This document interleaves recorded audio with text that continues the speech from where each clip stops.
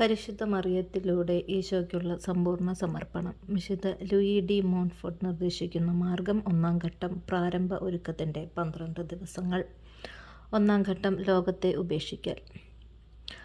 ആത്മശോധന, പ്രാർത്ഥന, സ്വന്തം ഇച്ഛയുടെ നിരാകരണം, ഇന്ദ്രിയ നിഗ്രഹം, ഹൃദയവിശുദ്ധിയുടെ പാലനം എന്നിവ പരിശീലിക്കുക.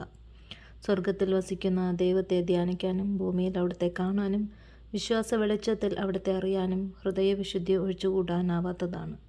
ഈശോ മിശിഹായുടെ അരൂപിക്ക് ഘടകവിരുദ്ധമായ ലോകാരൂപിയെ പുറത്താക്കാൻ ആത്മീയ ഒരുക്കത്തിൻ്റെ ആദ്യഘട്ടം ഉപയോഗപ്പെടുത്തണം. ദൈവത്തിൻ്റെ സർവാധികാരത്തെ ലോകാരൂപി നിഷേധിക്കുന്നു. പാപവും അനുസരണക്കേടും വഴിയാണ് ഈ നിഷേധം പ്രകടിപ്പിക്കുന്നത്. ഇത് മുഖ്യമായും ഈശോയുടെ അരൂപിക്ക്, അതായത് മറിയത്തിൻ്റെ അരൂപിക്ക് എതിരാണ്. മാംസത്തിൻ്റെ ദുരാശ, കണ്ണുകളുടെ ദുരാശ, ജീവിതത്തിൻ്റെ അഹന്ത എന്നിവയിലൂടെയാണ് ലോകാരൂപി സ്വയം വെളിപ്പെടുത്തുന്നത്. ഇവ വഴിയായി ദൈവിക നിയോഗങ്ങളുടെ ലംഘനവും സൃഷ്ടപ്രപഞ്ചത്തിൻ്റെ ദുരുപയോഗവും സംഭവിക്കുന്നു. എല്ലാ തരത്തിലുമുള്ള പാപങ്ങൾ, പാപപ്രേരണകൾ, മനുഷ്യ മനസ്സിൽ തിന്മയും അന്ധകാരവും നിറയ്ക്കുന്ന പ്രവൃത്തികൾ, മനുഷ്യൻ്റെ ഇച്ഛയെ തെറ്റിലേക്ക് നയിക്കുന്ന വശീകരണങ്ങൾ, ഇവയെല്ലാമാണ് ലോകാരൂപിയുടെ പ്രവൃത്തികൾ.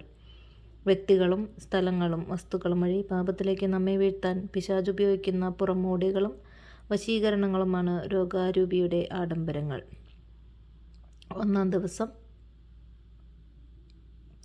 ജനക്കൂട്ടത്തെ കണ്ടപ്പോൾ യേശു മലയിലേക്ക് കയറി. അവനിരുന്നപ്പോൾ ശിഷ്യന്മാർ അടുത്തെത്തി. അവൻ അവരെ പഠിപ്പിക്കാൻ തുടങ്ങി.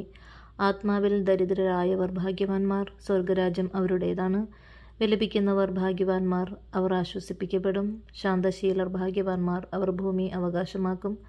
നീതിക്ക് വേണ്ടി വിശക്കുകയും ദാഹിക്കുകയും ചെയ്യുന്നവൻ ഭാഗ്യവാന്മാർ, അവർക്ക് സംതൃപ്തി ലഭിക്കും. കരുണയുള്ളവർ ഭാഗ്യവാന്മാർ, അവർക്ക് കരുണ ലഭിക്കും. ഹൃദയവിശുദ്ധിയുള്ളവർ ഭാഗ്യവാന്മാർ, അവർ ദൈവത്തെ കാണും. സമാധാനം സ്ഥാപിക്കുന്നവർ ഭാഗ്യവാന്മാർ, അവർ ദൈവപുത്രരെന്ന് വിളിക്കപ്പെടും.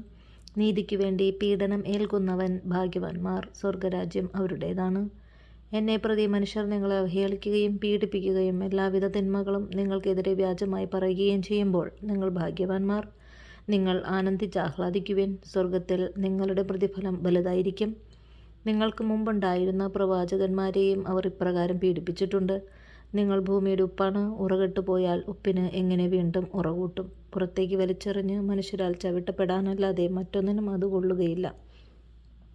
നിങ്ങൾ ലോകത്തിൻ്റെ പ്രകാശമാണ്. മലമുകളിൽ പണിതുയർത്തിയ പട്ടണത്തെ മറച്ചുവെക്കുക സാധ്യമല്ല. വിളക്ക് കൊളുത്തി ആരും പറയുടെ കീഴിൽ വയ്ക്കാറില്ല, പീഠത്തിന്മേലാണ് വയ്ക്കുക. അപ്പോൾ അത് ഭവനത്തിലുള്ള എല്ലാവർക്കും പ്രകാശം നൽകുന്നു. അപ്രകാരം മനുഷ്യർ നിങ്ങളുടെ സൽപ്രവൃത്തികൾ കണ്ട് സ്വർഗസ്ഥനായ നിങ്ങളുടെ പിതാവിനെ മഹത്വപ്പെടുത്തേണ്ടതിന് നിങ്ങളുടെ വെളിച്ചം